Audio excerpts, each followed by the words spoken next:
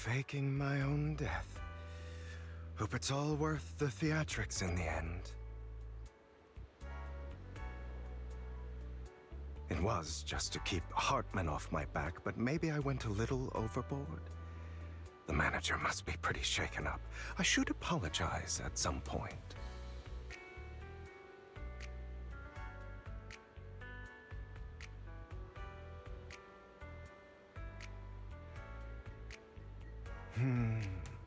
Guess I'll also bring Lycon along. He's my partner in crime, after all.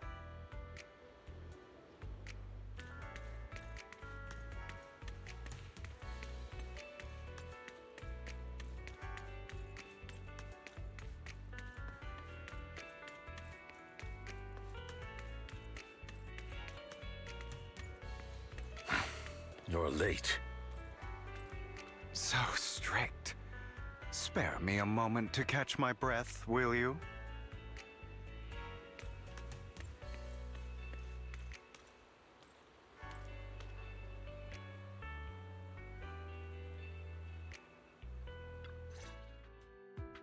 You're taking longer to rest than I expected. Lycon, you think too highly of my physical capabilities. Well, thank you for your cooperation. I must say, if nothing else, at least your acting skills have improved. Why do you look so angry? You should be happy. We pulled that off together with flawless teamwork and managed to fool everyone. Drop your foolish facade. I'm glad you still remember the code we set all those years ago. And thank you for ensuring your sleight of hand didn't deteriorate. Oh, right.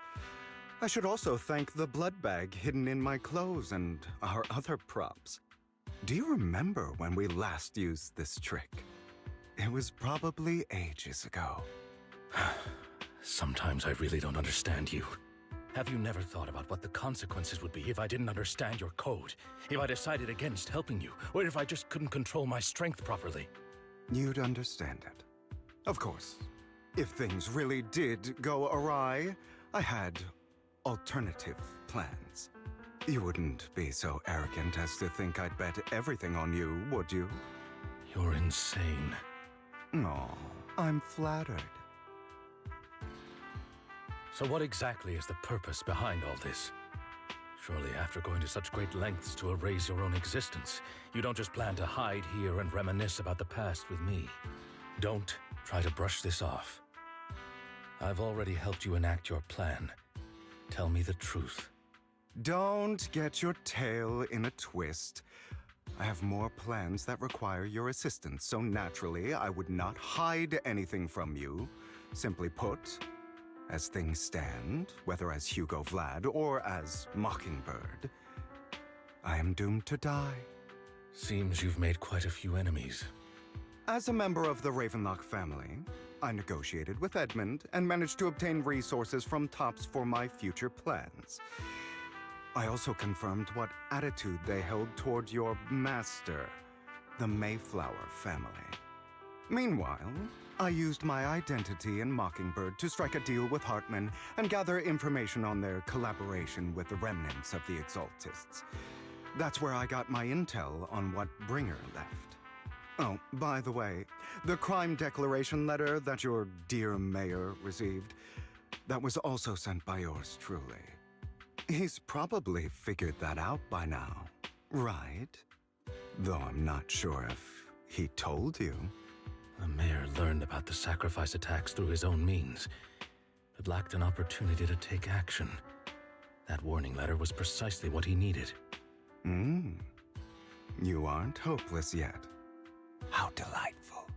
In short, I'm more well-informed than your lot because I get around, dealing with all these different important figures. But of course, it comes at a cost. It's only fair. After all, you can't hide the smoke from a wildfire. Rather than trying to carefully tame it and risk setting yourself alight, it's better to let it burn free. When I helped you put on your little act, killing you in front of everyone, you left the sacrifice core to Hartman. That was intentional too, then? Oh, yes. And it worked like a charm, didn't it? Now no one cares for me anymore, and all eyes are on Hartman. A perfect situation for keeping the Ravenlock family in check while dealing a cutting blow to the Exaltists behind them. Another crucial point is Vivian and Phaethon. I must sever any ties they have with me or Mockingbird. Although I feel bad for Phaethon about what happened, but it had to be done. That's the only way they would be safe, allowing the plan to continue. I noticed that you never turned your blade toward Master Proxy. So, those words you said back then were also... I will bloody my hands. I will carry the weight of my sins. I will become the Abyss. Obviously, it was all an act. My acting has always been impeccable, as you know. Hugo, you're taking such a tremendous risk. Why? Would you believe me if I said it's for justice? But unfortunately, it's not. I want revenge on the Ravenlock family. And I will make sure that despicable excuse for a human being, Hartman, suffers a slow, torturous end. Of course. I also promised Vivian that I would help her investigate the whole thing with the Exaltists. That's all. You don't look too good. Is it your wounds? No. This is the first problem I plan to resolve. Lycon, do you have a place that is sufficiently discreet, quiet, and can take a lot of damage?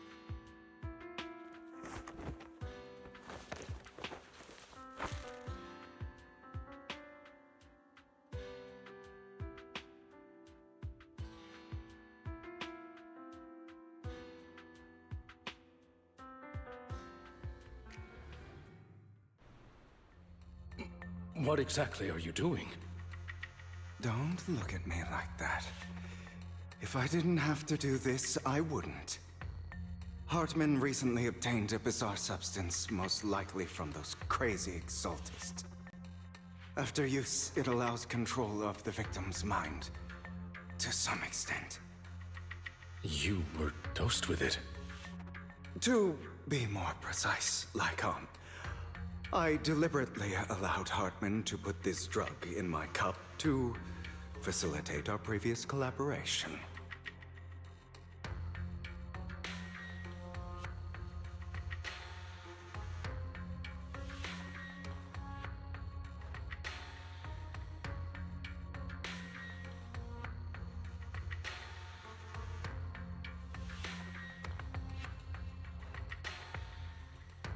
After finding out about it, I quickly found someone to help analyze its composition. The good news is he gave me a very low dosage, perhaps because he was afraid I might notice. There's a different medication that can delay its onset, preventing me from actually being under his control. I simply need to put on a show in front of my dear uncle. The bad news is that currently there is no antidote. When I delay those effects, however, they will accumulate and erupt when my body reaches its limit. It may even break my mind. And that's exactly what's happening now. I need to endure those accumulated consequences. So, I will lock myself in this room for however long that takes. I've tied my limbs to prevent me from smashing this place or accidentally hurting myself. Anyway, after you leave, do not open this door, no matter what you hear. I recommend seeking professional medical assistance. This is advice I received from a doctor. Or are you saying you don't believe I can make it? So, I can't. come find me here at the scheduled time. All you need to do is smile and await my victory. What if I want to stop you? You know you won't succeed.